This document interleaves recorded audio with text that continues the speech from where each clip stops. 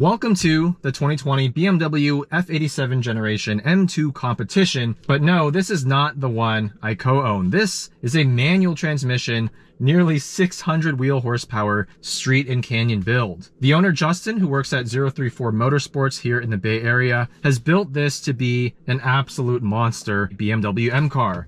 Full list of mods I will put in the video description as always, but Justin mentioned that with E70 blend, this should be making around 586 wheel horsepower and 600 wheel torque. So mods include some MST Cold Air Intakes, BMS charge pipes, J-pipe, Stage 2 Flex Fuel Kit, upgraded single piece crank hub, hence his license plate. Got an active Autowerke Midpipe, ARM Catless Downpipes. This is an insane mod list. For chassis, we've got Bilstein PSS10 coilovers with Vorschlag camber plates. We're on the OEM M2 Competition brakes, but we've got some upgraded brake lines, 034 Motorsports 2-piece floating J-slot front and rear rotors. Titan 7 TS5s, 19 by 9.5 plus 27 in the front, 19 by 10.5 plus 44 in the rear.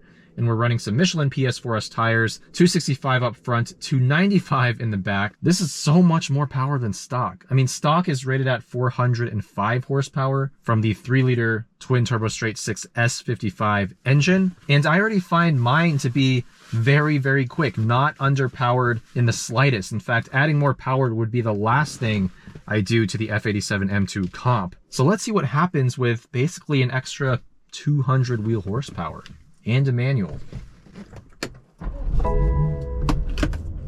So a very cool thing that Justin showed me is that he's got this set up so that if you use this cruise control button here and you hold down,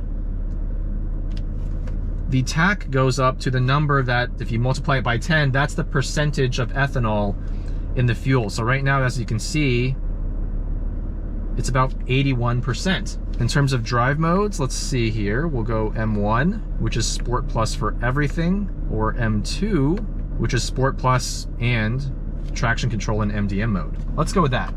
Actually, let's go Sport steering, because I recall not really liking the extra weight of Sport Plus in my car. BMW manuals have never been my favorite.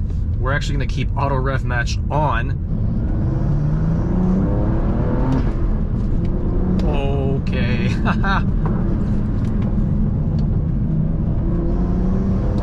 Oh my gosh, already feels so lively. There's a lot of lag down low. Okay. Once you get those turbos spooled up, all hell breaks loose. Let's take it easy through here. Oh my goodness. That is no joke. I don't think he has the GTS steering tune. So the steering doesn't feel amazing here. It's not terrible though. I think with the coilovers and the camber plates, this does steer better than a stock F87 M2 Comp. That straight line acceleration, oh my god. You do feel the lag more in this than in a stock S55 though, that's for sure. Auto rev match works really well. Bilstein PSS10 coilovers doing a pretty decent job. I'd say they feel softer than my Öhlins Road and Track, which is actually a good thing on this bumpy canyon road. The damping quality still isn't anything special, certainly no MCS or JRZ, but for a street car this actually works quite well. Alright, let's try a little first gear pull.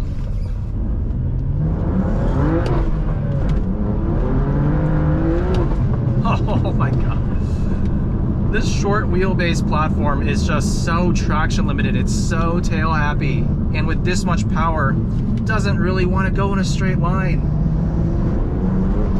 And the bumps definitely upset it when you're on power. You need some really high quality suspension and sticky rear tires to keep this thing planted with this much power. You know, with auto rev match on, I can't believe I'm saying this. This is such a non-purist thing to say, but I don't mind this manual transmission so much. because I don't have to do that extra step of blipping my own downshift, which is just not very enjoyable with a BMW manual. The manual still adds to the overall engagement compared to the DCT, but it's just one less thing I have to worry about. Oh, there's a little bit of rotation on throttle.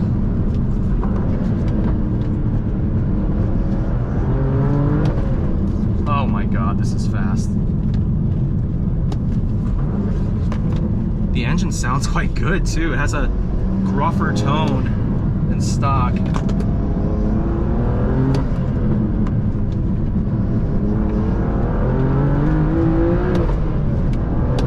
My God, this is a little German muscle car. This much power with this little traction.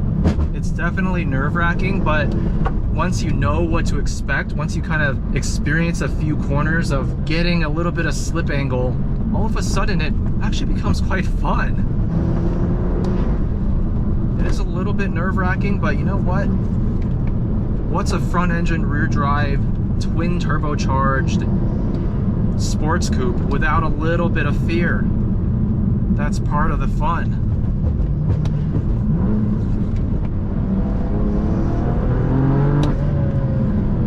These OEM brakes with just some upgraded rotors honestly feel really good. The M2 Competition with these massive front brakes is definitely not an under-braked car, at least for canyon driving and light track work. These do a fine job. A little bit of a burble from the exhaust here.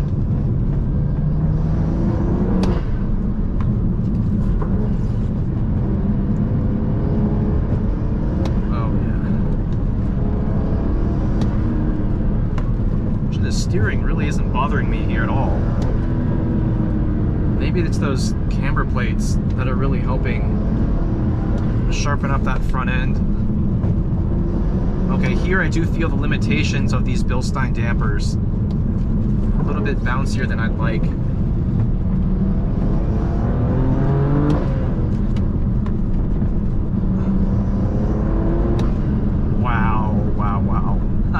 This car is no joke. If you want to feel scared every time you put your foot down, get an M2 Comp and tune it to nearly 600 wheel horsepower. All right, one more straight line pull. Uh-oh. A little bit of a grind there from first to second gear. I had the clutch fully depressed. Maybe with this much power, this gearbox could become a weak point. Still just has that rubbery feel. I just don't enjoy it.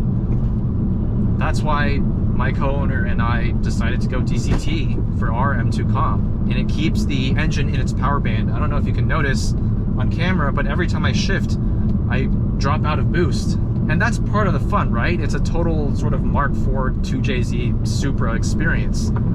Every time you shift, you drop out of boost, you wait, and then it just explodes with power. That's part of the experience. Nearly 600 wheel horsepower M2 Comp feels a lot like a modern Mark IV Supra in so many ways. Obviously, you could tune an actual Mark V Supra to feel kind of similar, but with the B58 engine, that just has such a broad torque curve. It doesn't capture that sort of laggy, high revving essence of the 2JZ as well as this S55 does. So in a lot of ways, I think this feels like the true successor to the Mark IV Supra if you modify it in this way, like Justin has. So a big shout out to Justin. Let me know what you think about this M2 Competition build. What are some ways that it could be improved? I mean, right off the bat, some higher quality dampers and stickier tires that would actually help this car put the power down better. That would definitely be a worthy upgrade in my opinion. But let me know your thoughts down in the comments. Thank you all for watching, and I'll see you in the next video.